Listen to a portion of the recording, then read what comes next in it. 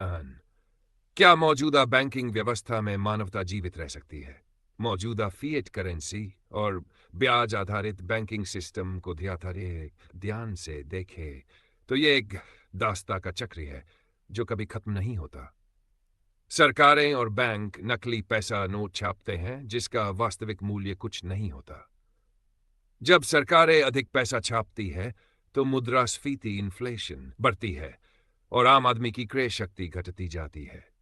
बैंकों द्वारा दिया गया लोन असली धन नहीं होता, बल्कि यह कर्ज का एक फंदा होता है जो ब्याज सहित लोगों को जीवन भर गुलाम बनाए रखता है। यह प्रणाली जानबूझकर इस तरह बनाई गई है कि दुनिया का हर देश और हर नागरिक हमेशा कर्ज में रहे। आईएमएफ और वर्ल्ड बैंक विकासशील देशों को भारी कर्ज देकर उनकी अर्थव्यवस्था को जकड़ लेते हैं।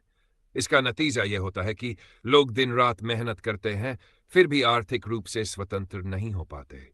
हर देश धीरे धीरे डेट ट्रैप में फंसता जाता है। मुद्रास्फीति और ब्याज दरें गरीब और अमीर बनाती है। CBDC central bank digital current social credit system के जरिए लोगों की वित्तीय स्वतंत्रता छीनने की योजना बन रही है। इस्लाम और अन्य धर्मों में ब्याज, डिजिटल मीडिया और शराब को हराम क्यों कहा गया? मोहम्मद पैगंबर ने ब्याज, डिजिटल इमेज और शराब को हराम इसलिए कहा क्योंकि ये तीनों चीजें मानवता को मानसिक, आर्थिक और आध्यात्मिक रूप से गुलाम बनाने के उपकरण हैं। ब्याज ये गरीब को गरीब और अमीर को अमीर बनाता है। ब्याज पर आधारित बैंकिंग व्यवस्था पूरी दुनिया को कर्ज की गुलामी में डालती है। डिजिटल मीडिया यह सच को छुपाने और झूठी कहानियां फैलाने का सबसे बड़ा माध्यम बन चुका है। इससे माइंड कंट्रोल आसान हो जाता है। शराब यह व्यक्ति को मानसिक रूप से कमजोर और निर्बल बनाती है, जिससे वह साजिशों को समझ नहीं पाता। क्या इस्लाम ने इसे भविष्य की राजनीति को ध्यान में रखकर हराम बताया? अगर हम इतिहास और मौजूदा समय को देखें तो यह साफ समझ आता है कि इस्लाम की ये शिक्षाएं सिर्फ धार्मिक नहीं, बल्कि एक गहरी राजनीतिक समझ का नतीजा है। बैंकिंग व्यवस्था का विकल्प क्या हो सकता है? ए धातु आधारित मुद्रा, गोल्ड एंड सिल्वर स्टैंडर्ड। इतिहास में गोल्ड स्टैंडर्ड सबसे प्रभावी मुद्रा प्रणाली थी, जिसमें पैसे का मूल्य सोने और चांदी से जुड़ा होता था। इससे सरकारें बिना मूल्य वाला पैसा नहीं छाप सकती थी, जिससे मुद्रास्फीति नहीं होती थी। नचगांजेसन शॉक के तहत अमेरिका ने गोल्ड स्टैंडर्ड खत्म कर दिया ताकि डॉलर को पूरी दुनिया पर थोपा जा सके। बी ब्याज मुक्त बैंकिंग, एथिकल बैंकिंग। इसमें ब्याज इंटरेस्ट नहीं लिया जाता, बल्कि प्रॉफिट एंड लॉस शेयरिंग, मुनाफा और नुकसान साझा करना का मॉडल अपनाया जाता है।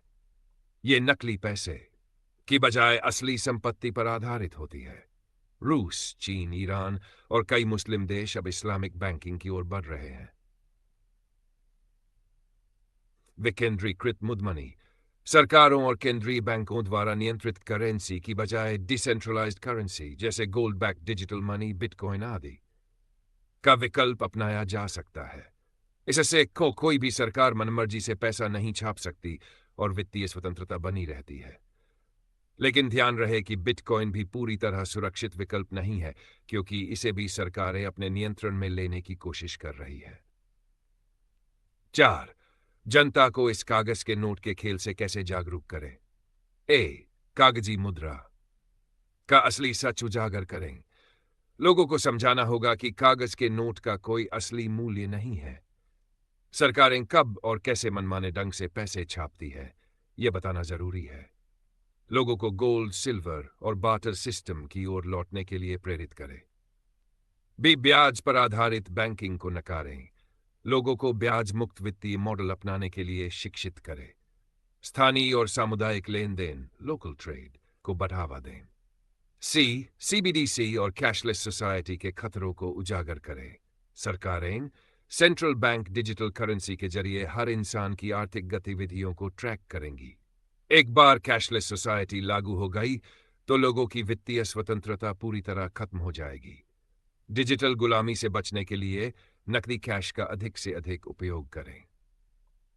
निष्कर्ष: अगर मानवता को इस बैंकिंग षड्यंत्र से बचना है तो हमें तत्काल ब्याज मुक्त बैंकिंग और धातु आधारित मुद्रा की ओर लौटना होगा। दो, सीबीडीसी और कैशलेस सोसाइटी के जाल में फंसने से बचना होगा। बैंकों और सरकारों द्वारा नियंत्रित अर्थव्यवस्था की जगह सामुदायिक और स्थानीय व्यापार प्रणाली विकसित करनी होगी। अब सवाल यह है, क्या आम लोग इस आर्थिक गुलामी को समझकर खुद को स्वतंत्र कर सकते हैं, या फिर ये कागज का नोट और डिजिटल मुद्रा हमेशा के लिए हमें बंधन में रखेगी?